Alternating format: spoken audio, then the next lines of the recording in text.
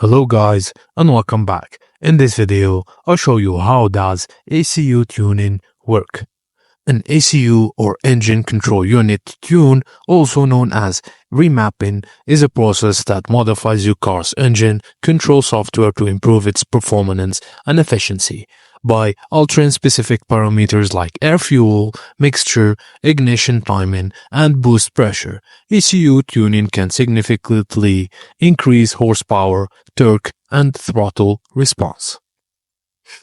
You can gain an increased power output, enhanced torque, and better throttle response, in addition to optimized fuel efficiency.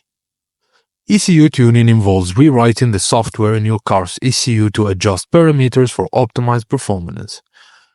Air-fuel ratio ensures the engine burns fuel more efficiently. Ignition timing adjusts when the spark plug ignites the fuel-air mixture for better combustion. Boost pressure increase air intake, allowing the engine to produce more power, and the process typically involves connecting to the ECU using an OBD2 interface or direct ECU access, reading the original software and creating a backup, then install a new tune, either preset or custom, to suit the vehicle's performance goals.